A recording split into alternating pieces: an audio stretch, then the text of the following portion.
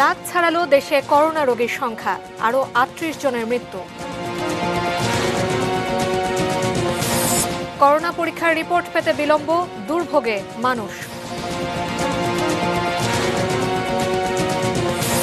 অত্যাধুনিক যুদ্ধ সরঞ্জামে গড়ে তোলা হচ্ছে সশস্ত্র বাহিনী, প্রধানমন্ত্রী। লাদাখ সীমান্তে গালওয়ান উপত্যকায় চীনের সার্বভৌমত্ব দাবি।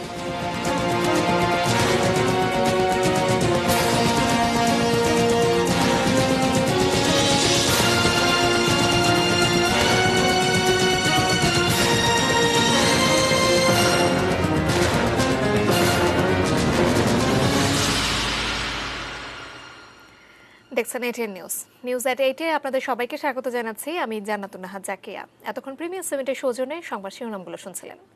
VSL, Angle, Channel, HB, VSL, Bikrampur steel limited. এবারে বিস্তারিত এবং শুরুতে worldometers.info অনুসারে বিশ্বের সর্বশেষ করোনা পরিস্থিতি।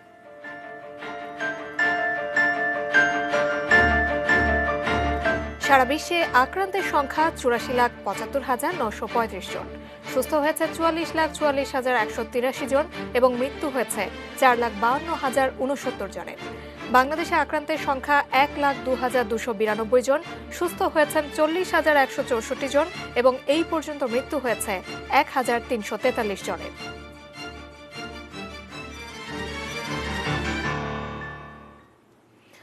লাখ ছাড়ালো দেশে করোনা রোগীর সংখ্যা। বৃহস্পতিবার দেশে করোনায় প্রাণ গিয়েছে ৩৮ জনের। প্রথম শনাক্তের ১০২তম দিনে শেষে মোট মৃতের সংখ্যাটা ১,৩৪৩।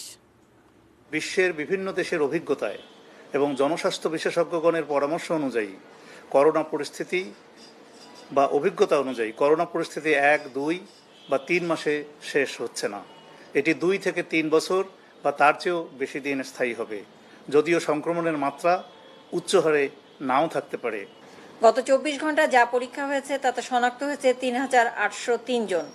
শনাক্তের হার ২৩.৩৯%। এ পর্যন্ত শনাক্ত ১,০২,২৯২ জন। গত ২৪ ঘন্টায় সুস্থ হয়েছেন ১,৯৭৫ জন। হাসপাতাল এবং বাসায় সহ এই সুস্থতা এবং এ পর্যন্ত সুস্থ ৪০,১৬৪ জন। শনাক্ত বিবেচনায় সুস্থতার হার ৩৯.২৬%। গত ২৪ ঘন্টায় মৃত্যুবরণ করেছেন ৩৮ জন। এ পর্যন্ত ১,৩৪৩ জন মৃত্যুবরণ করলেন। শনাক্ত বিবেচনায় মৃত্যুর হার ১.৩১%। নেগেটিভ না পজিটিভ করোনা টেস্টের রিপোর্ট, সে বিষয়টি না জানা পর্যন্ত আতঙ্ক কাটে না। বিশেষ করে যারা নানা জটিল রোগে ভুগছেন তাদের জন্য জরুরি চিকিৎসা পাবার ছাড়পত্র এটি। অনেকে রিপোর্টের অপেক্ষায় থাকতে থাকতেই নিয়েছেন চিরবিদায়। আরও জানাচ্ছেন সহকর্মী নাজে আফরিন। জ্বর, সর্দি কাশি অথবা শ্বাসকষ্টের মতো উপসর্গ নিয়ে করোনা ভাইরাস পরীক্ষা করতে সরকারি বেসরকারি হাসপাতাল, বুথ ও ল্যাবগুলোতে ভিড় বাড়ছে প্রতিদিনই। বর্তমানে ঢাকায় ৩১টি এবং ঢাকার বাইরে ৩০টি বুথে কোভিড-১৯ টেস্ট করা হচ্ছে, কিন্তু টেস্টের রিপোর্ট পেতে দীর্ঘ সময় ধরে অপেক্ষার ভোগান্তিতে সাধারণ মানুষ। কুহেলি পারভিন ও তার পরিবারের ৩ সদস্য করোনা ভাইরাসের উপসর্গ নিয়ে টঙ্গীর শহীদ আহসানুল্লাহ মাস্টার জেনারেল হাসপাতালে টেস্ট করতে দেন ৩১ মে। এখন পর্যন্ত রিপোর্ট না পাওয়ায় আতঙ্কে দিন কাটছে তাদের। করোনার ফল না পাওয়ার কারণে কোনো হাসপাতালে গিয়ে ডাক্তার দেখানো বা পরীক্ষা নিরীক্ষাও করা যাচ্ছিল না। ১৮ দিনেও ওই রিপোর্টের কোনো হদিস নেই। বেসরকারি প্রতিষ্ঠানে কর্মরত বোরহানুদ্দিন সোহেলের ঘটনাও অনেকটা একই। টেস্টের রিপোর্টের অপেক্ষায় প্রায় মাস পার হতে চলেছে। মে মাসের ৩০ তারিখে প্রেস ক্লাব হতে কোভিড-১৯ টেস্ট করিয়েছিলাম। আমার রিপোর্ট আসেনি। আমি এখনো জানতে পারছি না যে আমি পজিটিভ না নেগেটিভ। ৮৫ বছর বয়সী খন্দকার মনসুর আলী করোনা নেগেটিভ না পজিটিভ নিশ্চিত হবার আগেই চলে গেছেন। পরিবারের সদস্যদের ক্ষোভ, টেস্টের রিপোর্ট না পাওয়ায় তার সঠিক চিকিৎসা দেওয়া সম্ভব হয়নি। ওনার এই স্যাম্পলের বিলম্বের কারণে আমরা ওই হাসপাতাল থেকে ওনাকে মুভ করতে পারি, কারণ অনেক হাসপাতালে জানতে চাচ্ছিলেন যে ওনার কোভিড পজিটিভ অর নেগেটিভ। এমন ঘটনার সংখ্যা দিন দিন বাড়ছেই। রোগীরা স্বাস্থ্য অধিদপ্তরের হেল্পলাইনে বারবার ফোন করেও সঠিক তথ্য পাচ্ছেন না। এসব অভিযোগের সত্যতা স্বীকার করে স্বাস্থ্য অধিদপ্তর বলছে, রোগীর সংখ্যার অনুপাতে জনবল সংকট এর কারণ। ল্যাব তৈরি করা, তারপর নমুনাটা সংগ্রহ করা, এতগুলো কাজ আসলে এখন রেজাল্টটা যেতে একটু দেরি হয়ে যায়। আমরা চেষ্টা করছি যত সম্ভব 1 থেকে 2 দিনের মধ্যে রেজাল্টটা দেওয়ার জন্য আমাদের টিম কাজ করছে। জনস্বাস্থ্য বিশেষজ্ঞদের পরামর্শ, ভাইরাস শনাক্ত হোক বা না হোক, করোনার উপসর্গ থাকলেই নিজ দায়িত্বে আইসোলেশনে থাকতে হবে। টেস্টের রেজাল্ট না আসা পর্যন্ত নিজেকে করোনা রোগী ভাবুন এবং সেই মতো যে যে স্বাস্থ্যবিধি মেনে চলা দরকার এবং আইসোলেশনে থাকা দরকার সেই কাজটি করুন। নানা জটিল রোগে যারা ভুগছেন আগে থেকেই, করোনাকালে হাসপাতালগুলোতে করোনা নেগেটিভ সার্টিফিকেট না পাওয়ায় ভোগান্তি বাড়ছেই। তাই এই প্রেক্ষাপটে দ্রুততম সময়ে ভাইরাস শনাক্তের বিষয়টি নিশ্চিত হওয়ার প্রতি জোর দিয়েছেন বিশেষজ্ঞরা। একজন মানুষ যখন করোনার জন্য পরীক্ষা করতে দেয়, রিপোর্ট না আসা পর্যন্ত সে নিজে মানসিক চাপে থাকে, মানসিক সংকটে থাকে, তার চারপাশের স্বজনেরা। জরুরি ভিত্তিতে রিপোর্ট দেওয়ার একটি ব্যবস্থা করা দরকার, কারণ এটি না হলে কিন্তু করোনার চিকিৎসা যেমন ব্যাহত হয়, অন্যদিকে করোনাবাহী রোগী চারদিকে রোগ ছড়াতে থাকে। Nazia Afrin, ATN News, Dhaka. COVID-19 সংক্রমণের আন্তর্জাতিক চিত্র। করোনা চীনে ছড়িয়ে পড়ার শুরুর দিকেই সংক্রমণ ঘটে কাছের দেশ তাইওয়ানে। তারপরও এই দীর্ঘ সময়ে দেশটিতে আক্রান্তের সংখ্যা মাত্র 445 আর মারা গেছেন মাত্র 7 জন। করোনা যুদ্ধে তাইওয়ানের এই বিস্ময়কর সফলতার কথা শুনব ডেস্ক রিপোর্টে। করোনার ছোবলে বিশ্ব প্রায় অচল হয়ে পড়লেও তাইওয়ানের চিত্র একেবারেই ভিন্ন। শুরু থেকে সেখানে খোলা শিক্ষা প্রতিষ্ঠান, সচল অর্থনীতির চাকাও, এমনকি দর্শকবিহীন মাঠে চলছে খেলাধুলাও। গত ডিসেম্বরে চীন থেকে করোনা ছড়িয়ে পড়তে শুরু করে। চীনের খুব কাছে হওয়ায় সাধারণভাবে ধারণা করা হয়েছিল খুব দ্রুত আক্রান্ত হবে তাইওয়ানও, কিন্তু বাস্তবে তা ঘটেনি। মহামারী রোধে দ্রুত বেশ কিছু পদক্ষেপ নেয় তারা। ডিসেম্বরেই কঠোর নজরদারি শুরু করে চীন থেকে আসা বিমান যাত্রীদের ক্ষেত্রে। মাসখানেকের মধ্যেই চীনের সাথে বিমান চলাচল ও সীমান্ত বন্ধ করে দেয় দেশটি। করোনার বিস্তার রোধে তাইওয়ান শুরু থেকেই কোয়ারেন্টিন, মাস্ক ব্যবহার সহ স্বাস্থ্যবিধিকে সফলভাবে কাজে লাগিয়েছে। দেশের আভ্যন্তরীণ প্রয়োজনে প্রতিদিন 1 কোটি মাস্ক তৈরি করলেও নিষিদ্ধ করা হয় রপ্তানি। ব্যাপকভাবে মাস্ক বিতরণ করা হয় নাগরিকদের মধ্যে। এছাড়া কেউ স্বাস্থ্যবিধি ভাঙলে করা হয় বড় অঙ্কের জরিমানা। কোভিড-19-এর বিরুদ্ধে তাইওয়ানের বিস্ময়কর সফলতার পেছনে অন্যতম কারণ 2003 সালে সার্সের বিরুদ্ধে লড়াইয়ের পূর্ব অভিজ্ঞতা। ওই ভাইরাসে সে সময় দেশটিতে 73 জন মারা যায়। এর পরপরই স্বাস্থ্যখাতের উন্নয়ন ও আধুনিকায়নে নজর দেয় তাইওয়ান। ফলে বিশ্বের অন্যতম ভালো জাতীয় স্বাস্থ্য সুরক্ষা ব্যবস্থার আওতায় এখন দেশের সব নাগরিক। সরকারিভাবেই তারা উন্নত মানের চিকিৎসা সেবা পেয়ে থাকেন। শেখ সালাম, ডেস্ক রিপোর্ট, এটিএন নিউজ। গাজীপুরে করোনা ভাইরাস শনাক্তের সংখ্যা বেড়ে যাওয়ায় গাজীপুরের 5টি উপজেলা এবং সিটি কর্পোরেশনকে রেড জোন ঘোষণা করেছে স্বাস্থ্য মন্ত্রণালয়। 2-1 দিনের মধ্যে গাজীপুরে লকডাউন ঘোষণা করা হতে পারে। বুধবার রাতে Gazipur city mayor advocate Mohammad Jahangir Alam, Gazipur metropolitan police commissioner, গাজীপুরের জেলা প্রশাসক ও পুলিশ সুপার ভিডিও কনফারেন্সের মাধ্যমে এই সিদ্ধান্ত নেন। লকডাউন প্রসঙ্গে গাজীপুর সিটি মেয়র জানান, যেহেতু গাজীপুরকে করোনার রেড জোন হিসেবে ঘোষণা করা হয়েছে, তাই এখানে লকডাউন অতি জরুরি। তবে লকডাউন হতে হবে শৃঙ্খলার মাধ্যমে। এ ব্যাপারে সেনাবাহিনী, পুলিশ এবং প্রশাসনিক দপ্তরগুলোর সহযোগিতা চেয়েছেন তিনি।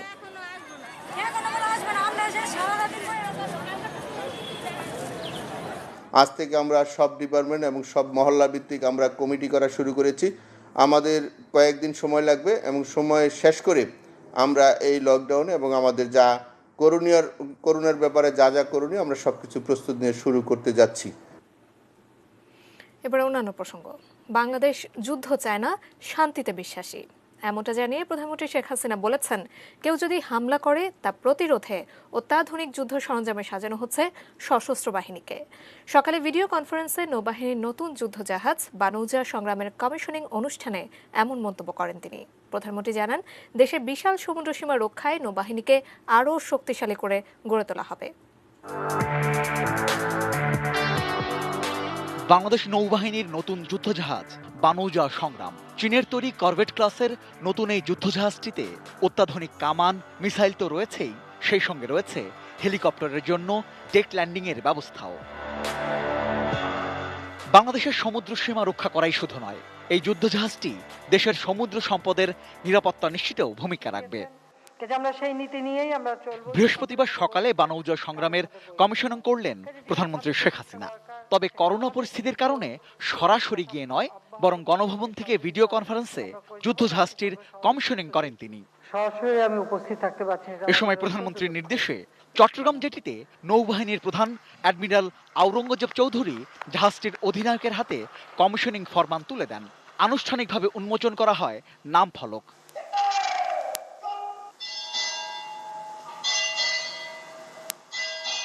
প্রধানমন্ত্রী এ সময় বললেন, বাংলাদেশের সশস্ত্র বাহিনীকে আধুনিক যুদ্ধ সরঞ্জামে সাজানোর যে কার্যক্রম চলছে, নৌবাহিনীর নতুন এই যুদ্ধজাহাজ তারই অংশ। আমরা কারোর সাথে যুদ্ধ করতে চাই না, আমরা শান্তি চাই।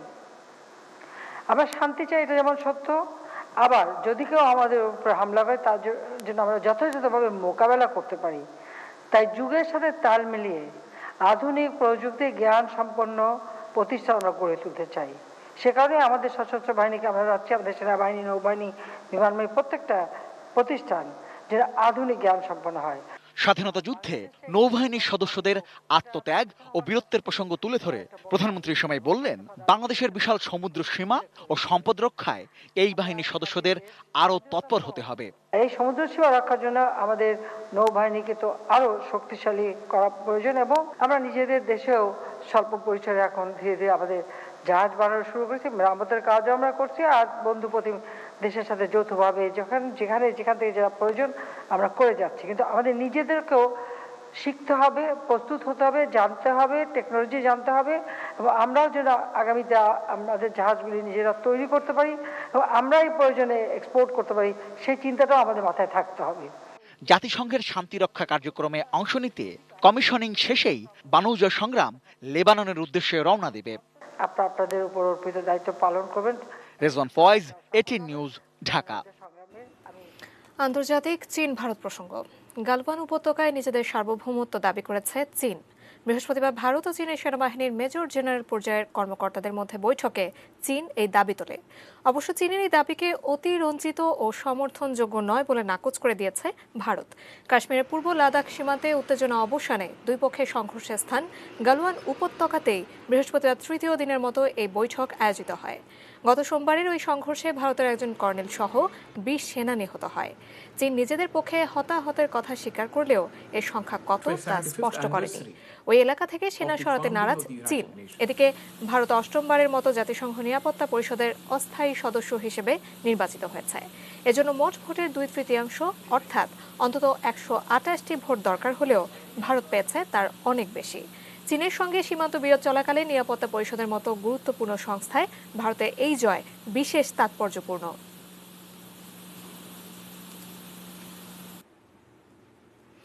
বাজেট পাশের আগে মোবাইলে অতিরিক্ত টাকা নেওয়া হলে তা অন্যায় ও আইন বহির্ভূত বলে মন্তব্য করেছেন তথ্যমন্ত্রী ডক্টর হাসান মাহমুদ।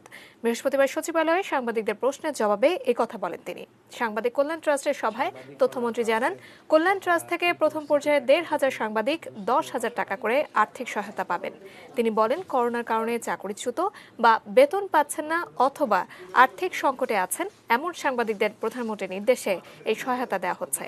এক প্রশ্নের জবাবে তথ্যমন্ত্রী বলেন, বিএনপি সহ বিভিন্ন সংস্থার সমালোচনা সত্ত্বেও বিগত বছরগুলোতে বাজেট বাস্তবায়নের হার 93 থেকে 97%।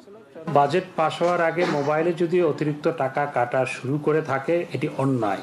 মোবাইল কোম্পানিগুলো বাজেটের প্রস্তাবিত বাজেটের কথা ধরে 30শে জুনের আগে বাজেট পাশ হওয়ার আগে এটি যদি কেটে থাকে, সেটি অন্যায় এবং সেটি করা সমীচীন নয়। এটি করা হচ্ছে কিনা আমি জানি না। যদি করা হয়ে থাকে তাহলে সেটি অন্যায় এবং সেটি কোনোভাবেই সমীচীন নয়, সেটি আইন বহির্ভূত। নিউজ এট 8 এর পর্যায়ে নিচ্ছে বাজেট স্টিল বিরতি, এরপর আরো যা থাকছে। আগামী অর্থ বছরে বাংলাদেশের প্রবৃদ্ধি হবে 7.5%।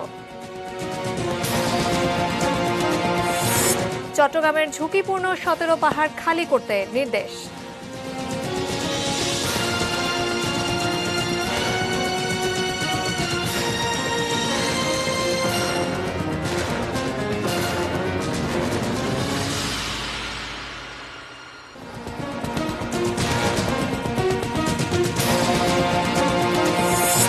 লাখ ছাড়ালো দেশে করোনা রোগীর সংখ্যা, আরও 38 জনের মৃত্যু।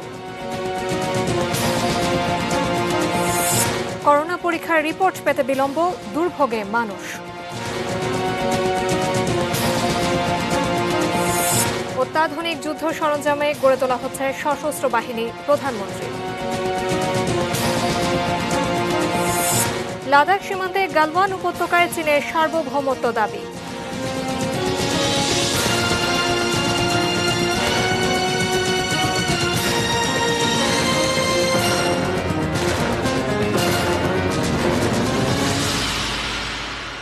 দর্শক বিরতির পর স্বাগত জানাচ্ছি নিউজ এট 8-এ। এতক্ষণ প্রিমিয়ার সিমেন্টের সৌজন্যে সংবাদ শিরোনামগুলো শুনছিলেন। এই করোনাকালে আগামী অর্থ বছরে প্রবৃদ্ধি হতে পারে 7.5%, এমনটাই দাবি এশীয় উন্নয়ন ব্যাংক এডিবির। বৃহস্পতিবার বাংলাদেশের অর্থনীতির ওপর তৈরি করা এক প্রতিবেদনে সংস্থাটি বলছে, করোনাকালের আগে বাংলাদেশের অর্থনৈতিক প্রবৃদ্ধি ঠিকঠাকই ছিল। কোভিড-19 মহামারীর কারণে চলতি 2019-20 অর্থ বছরের শেষ 3 মাসে পুরো বিশ্বের মতো বাংলাদেশের অর্থনীতিও থমকে যায়। তবে আগামী 2020-21 অর্থ বছরেই এই ক্ষতি কাটিয়ে ঘুরে দাঁড়াতে পারবে বাংলাদেশ, এমনটাই বিশ্বাস তাদের। সেই সাথে এডিবি জানায়, চলতি অর্থ বছরে মোট দেশজ উৎপাদন জিডিপি প্রবৃদ্ধি দাঁড়াবে 4.5%।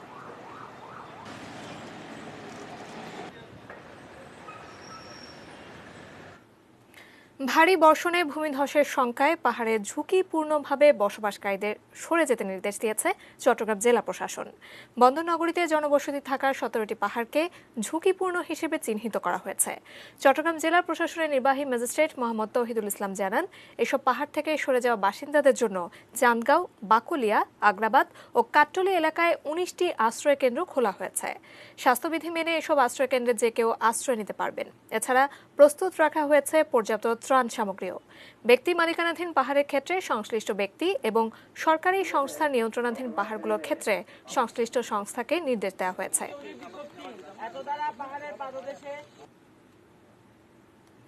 করোনা পরিস্থিতি মোকাবেলায় সরকার যে দায়িত্ব দেবে, পেশাদারিত্বের সঙ্গে তা বাস্তবায়ন করা হবে বলে জানিয়েছেন সেনাবাহিনী প্রধান জেনারেল আজিজ আহমেদ। চট্টগ্রামের ভাটিয়ারীতে বাংলাদেশ মিলিটারি একাডেমির প্যারেড গ্রাউন্ডে অনুষ্ঠিত 78তম বিএমএ দীর্ঘমেয়াদী কোর্স এবং 53তম বিএমএ স্পেশাল কোর্সের অফিসার ক্যাডেটদের কমিশন অনুষ্ঠানে তিনি একথা বলেন। এই কুচকাওয়াজের মাধ্যমে দুটি কোর্সের 255 জন অফিসার ক্যাডেট কমিশন লাভ করলেন। অনুষ্ঠানে প্রধান অতিথি হিসেবে উপস্থিত থেকে সেনাপ্রধান কুচকাওয়াজ পরিদর্শন করেন এবং অভিবাদন গ্রহণ করেন। পরে তিনি কৃতি ক্যাডেটদের মাঝে পুরস্কার বিতরণ করেন।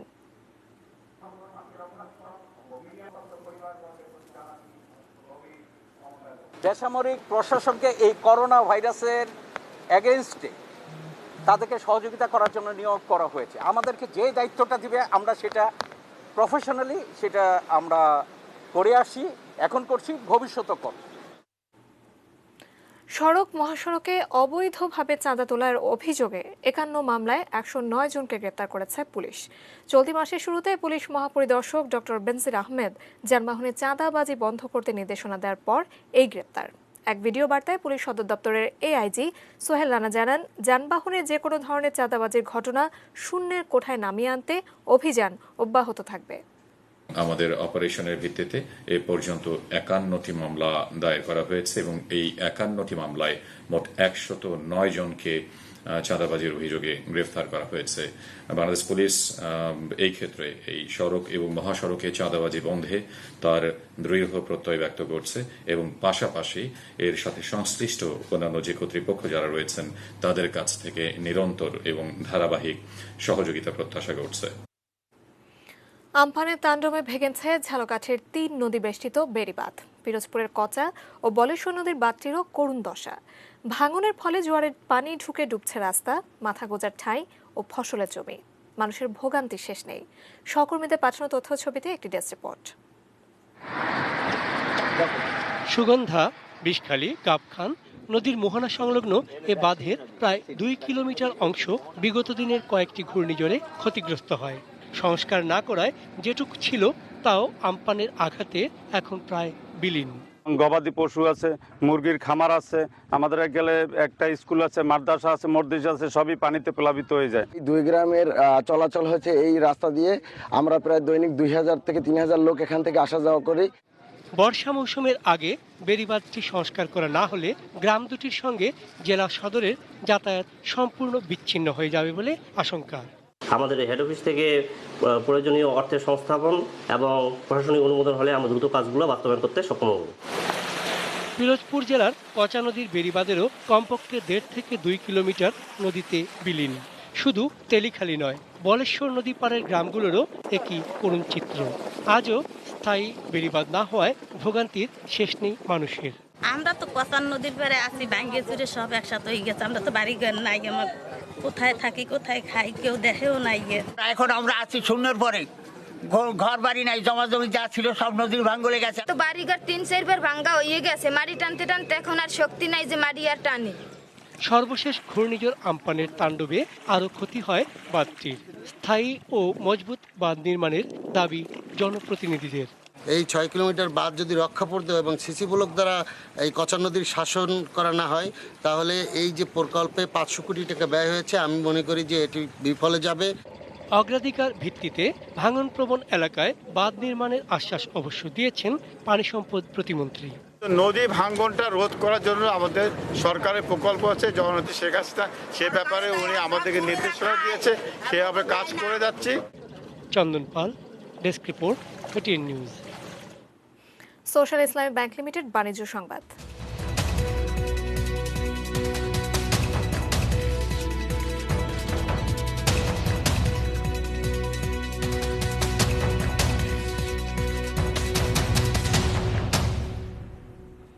এবারের ঈদুল আজহা উপলক্ষে ঢাকা মহানগরীতে পশুর হাট বসবে 24টি।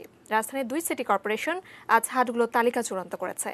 এর মধ্যে ঢাকা দক্ষিণ সিটি কর্পোরেশন 14টি হাট ইজারার জন্য বিজ্ঞপ্তি দিয়েছে, আর উত্তর সিটি কর্পোরেশন এলাকায় হাটের সংখ্যা 10। করোনা ভাইরাসের সংক্রমণ ঠেকাতে সামাজিক দূরত্ব নিশ্চিত করতেই এবার হাটের সংখ্যা কমানো হয়েছে। অন্যান্য বছর রাজধানী ঢাকাতেই অর্ধ শতাধিক হাট বসে। এছাড়া ঈদের 2-1 দিন আগে পাড়া মহল্লার রাস্তাতেও অনানুষ্ঠানিকভাবে কোরবানির পশুর হাট বসে যায়। হিজরি জিলহজ মাসের 10 তারিখ বা আগামী 1 আগস্ট ইসলাম ধর্মাবলম্বীদের অন্যতম প্রধান ধর্মীয় উৎসব পবিত্র ঈদুল আজহা উদযাপিত হবে।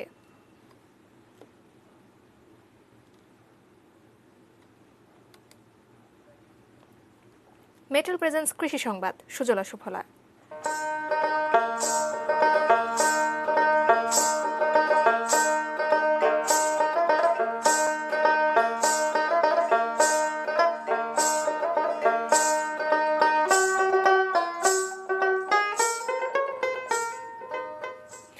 করোনা মহামারীর চ্যালেঞ্জ মোকাবেলায় প্রান্তিক কৃষকদের সহায়তা করতে বিনামূল্যে উচ্চ ফলনশীল হাইব্রিড ধান ও সবজি বীজ বিতরণ শুরু করেছে buyer crop science.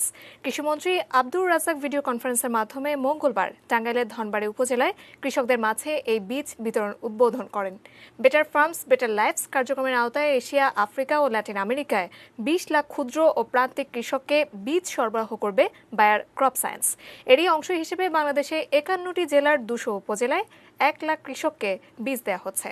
Buyer crop science বাংলাদেশের নির্বাহী পরিচালক জাহিদুল ইসলাম বলেন, মানসম্মত ফসল উৎপাদনে বীজ থেকে ফসল কাটা পর্যন্ত বালাই ব্যবস্থাপনা এবং উৎপাদিত পণ্যের সঠিক বাজার ব্যবস্থাপনাও কৃষককে পরামর্শ দেওয়া হবে।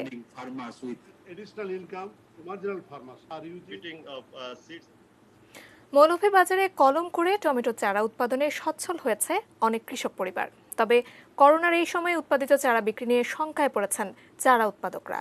মৌলভীবাজার প্রতিনিধি সৈয়দ মহসিন পারভেজের তথ্য ছবিতে একটি ডেস্ক রিপোর্ট। জেলার কমলগঞ্জের আলীনগর, আদমপুর ও মাধবপুর ইউনিয়নে সারি সারি শেড। প্রায় 2 যুগ ধরে এখানে কলম বা গ্রাফটিংয়ে টমেটোর চারা উৎপাদন শুরু হয়। প্রতি বছর উৎপাদন হয় প্রায় 1.5 কোটি চারা। বনবেগুন গাছের সাথে টমেটোর চারার কলম করা হয়। বিক্রির পাশাপাশি নিজেদের জমিতেও এসব চারা রোপণ করছেন কৃষকরা। বাড়ির চার এবং 8 জাতের টমেটোর চারা কলম ও চাষে যেমন ভালো ফলন পাওয়া যায়, তেমনি রোগবালাইও কম হয়। প্রতিটি চারা বিক্রি হয় 10 টাকা দরে। কিন্তু করোনা মহামারীর এই সময়ে চারা বিক্রি নিয়ে শঙ্কিত উৎপাদকরা। টমেটো একটা নার্সারি করছিলাম, যেহেতু খেতো করবো আর চারাও কিছু বেচবো। তো দেশের পরিস্থিতি এখন মানে অর্ডার কেউ দেন না, চারাও নেন না। কোনো কাস্টমার আমার আসতেছে না। আর যে অগ্রিম যে টাকাটা দিছিল এই টাকাটা সে বাদ বলে ঘোষণা করতেছে। যদি রাস্তাঘাট আল্লাদে ক্লিয়ার হয় তো আমরা বেচা কিনা করতাম পারবো। মৌলভীবাজার কৃষি সম্প্রসারণ অধিদপ্তর জানায়, প্রতি বছরই কলম টমেটোর চারার চাহিদা বাড়ছে। চারা বিক্রি ও পরিবহন সমস্যার সমাধানে উৎপাদকদের পরামর্শ দেওয়া হচ্ছে বলে জানালেন এ কৃষি কর্মকর্তা। যদিও কিছু সমস্যা করোনার ইয়েতে পরিবহনের কিছু সমস্যা থাকে, তবে আমরা সেটা তাদেরকে সর্বতভাবে আশ্বস্ত করেছি, তাদের সঙ্গে কথা বলেছি এবং এতে কোনো সমস্যা হবে না। আমরা আশা করি এবারও প্রচুর চারা কমলগঞ্জ থেকে দেশের বিভিন্ন জায়গায় যাবে। Shukla Sarkar, desk report, ATN news. News at 8 এর পর্যায়ে আবারও সময় হলো বাজেস্টিল বিরতি নেয়ার, এরপর আরো যা থাকছে।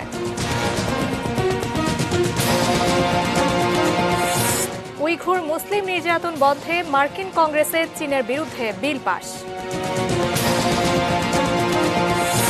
7 আগস্ট শুরু champions league, লিসবনে final 23 August.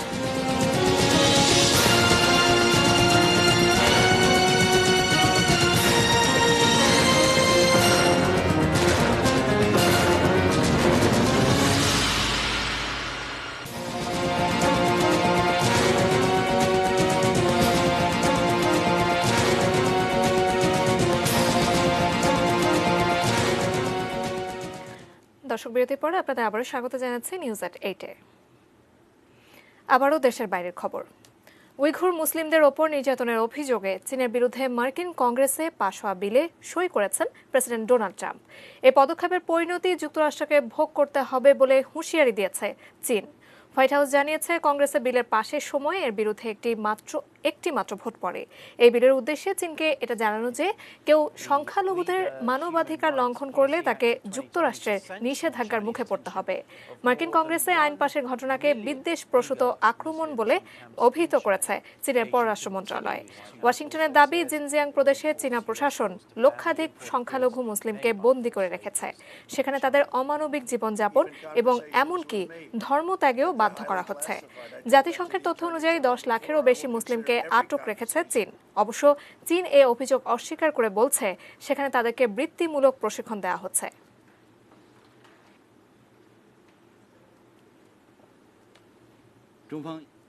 ক্লাম sports news.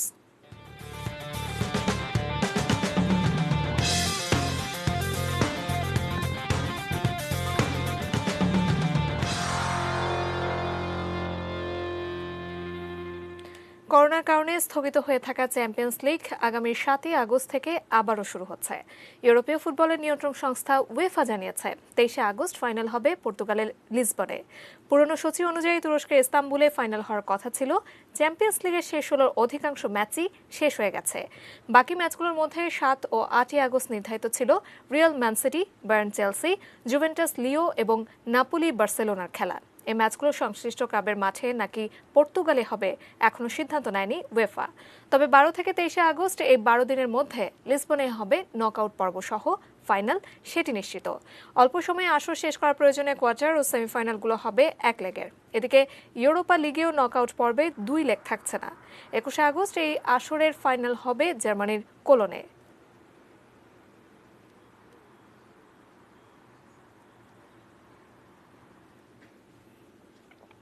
লা লিগায় আজ রাতে মাঠে নামছে রিয়াল মাদ্রিদ। বাংলাদেশ সময় রাত 2টায় তাদের প্রতিপক্ষ ভ্যালেন্সিয়া। টেবিলের শীর্ষে থাকা বার্সেলোনার সঙ্গে আজ পয়েন্ট ব্যবধান কমানোর সুযোগ থাকছে রিয়ালের। সান্তিয়াগো বার্নাব্যুতে রাতে ভ্যালেন্সিয়াকে হারালে অবস্থানের উন্নতি হবে না দ্বিতীয় স্থানে থাকা রিয়ালের। তবে পয়েন্ট বাড়ার পাশাপাশি লিগ শিরোপার দৌড়ে বার্সেলোনার সাথে ভালো বিপক্ষে কোনো পরাজয় নেই রিয়ালের। পাশাপাশি নিজেদের মাঠে শেষ 11 ম্যাচেও অপরাজিত তারা।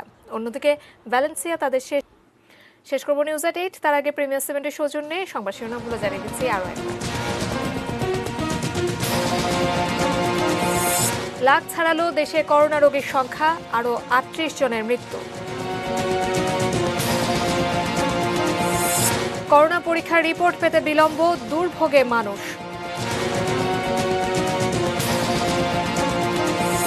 অত্যাধুনিক যুদ্ধ সরঞ্জামে গড়ে তোলা হচ্ছে সশস্ত্র বাহিনী, প্রধানমন্ত্রী। লাদাখ সীমান্তে গালওয়ান উপত্যকায় চীনের সার্বভৌমত্ব দাবি।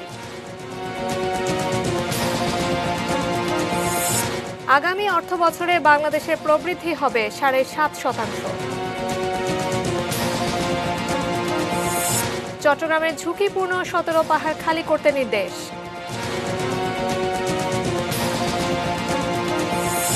উইঘুর মুসলিম নির্যাতন বন্ধে মার্কিন কংগ্রেসে চীনের বিরুদ্ধে বিল পাস। এবং 7 আগস্ট শুরু চ্যাম্পিয়ন্স লিগ, লিসবনে ফাইনাল 23 আগস্ট।